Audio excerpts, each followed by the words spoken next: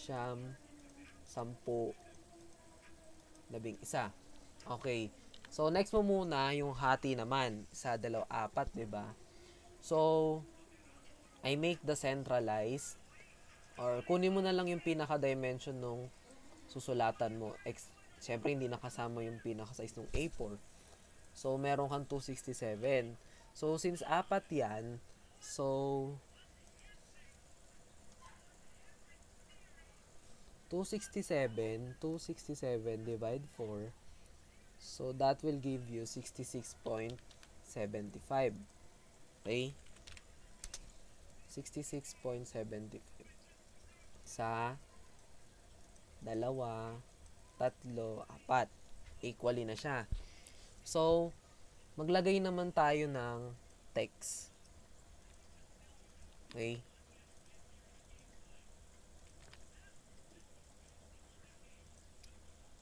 Okay. So, dito, meron akong text. So, try natin mag-insert manually para alam nyo. So, type mo lang ay text. Yan. Then, specify mo lang. Okay. So, ayan. Naka-type na siya. Halimbawa, type mo electrical. Hayaan mo lang kung malaki. Units. Ano yan? Of measurement. Of measurement. So, drag mo lang yan. Okay.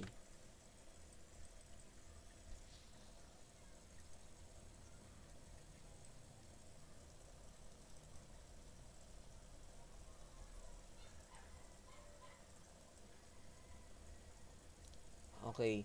So, sorry. Hindi pala text na command ang itatype mo. Dapat ang itype mong command ay mtext. So, pag nag-type ka ng mtext, so specified ka muna dyan any corner.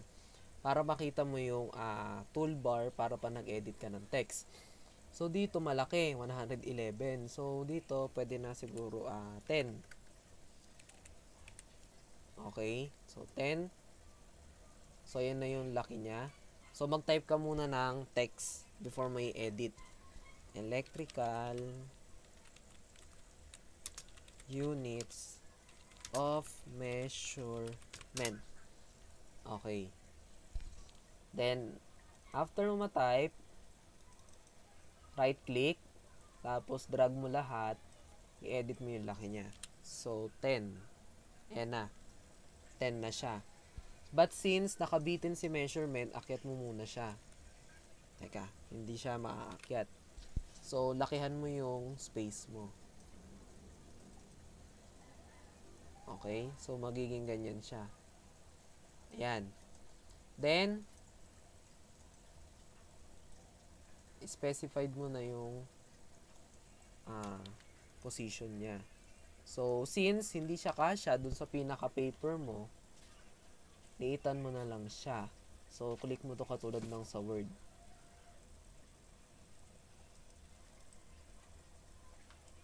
Ayan. Tapos, baba mo na lang si measurement. Okay? So, liitan mo pa. So, hindi siya magkakasya. Teka. Ayan. Kung ganyan naman yung preferred mo, isang diretso lang, liitan mo na lang yung pinaka size. So, pwede na siguro 8. Ayan. Ayan. Ayan yung pinaka-title block mo. So, gusto mo i-bold yung letter, Control V lang. Ayan. Electrical units of measurement. Then, this is, dito yung name nyo. Okay? So, ganun lang din sa paglalagay ng text. Para hindi ka na mahirapan, copy mo to. Or, let's say ito. Control C mo na lang, then, Control V.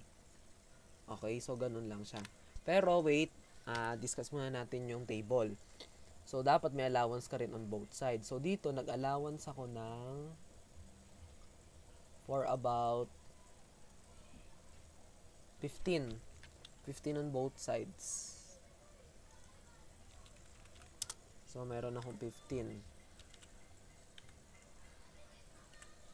Okay, so dito sa left, sorry.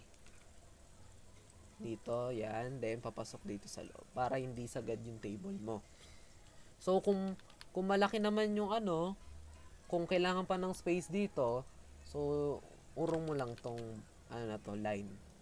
So, type mo lang yung move. Ayan. Then, specify ka lang ng, O kaya, para hindi ka na mag-move, type ka na lang uli ng offset. Kunyari, tansyado mo na kailangan mo ng 5 cm. So, type mo lang yung sukat after ng offset. Ayan. Then, delete mo na siya. Ayan. Tapos ito, yung mga line na to na natira, ayan. Ganun mo uli siya isa-isa. So, ganyan. Iisa-isahin mo siyang ganyanin. Okay? Tapos, after mo magawa yan, lahat mo magawa yan, mag-type ka na ng text. So, meron dun sa electrical measurement, merong formula dun. Okay? So, halimbawa, magta-type tayo ng text ha. May formula kasi na may superscript. So, pag nabing superscript, yung may mga power. So, let's just say, meron ako ditong nyari, type ko m squared. So, halimbawa, m squared. So, m shift 6, then type mo yung 2. I-type mo muna yung 2. Okay, ganyan, baligtad. Then, kasi yung 2 yung magiging exponent mo. So, i-drag mo yung dalawang yan. Ito lang yung 2 saka yung up symbol. Then, right click, tapos stack. Ayan na siya, squared. Okay? So, ganun na yung paglalagay ng squared sa text. Okay? So, ganun lang. Bahala na kayo gawin yung mga plate. So, sukatin nyo na lang. Depende sa yung gusto. So, dito, ito na yung pinakasukat uli ng aking A4. So, which is 297. Then, meron ako ditong to 210, which is the A4. So, naka-landscape na siya. So, check natin kapag pinlat natin. Okay. So, dito sa plot, hindi ko pa masyadong kabisado yung pagpa-plot ng scale. So, ganito yung pag-plot. Plot, drawing to PDF, ISO A4, bleed dapat ang hahanapin mo.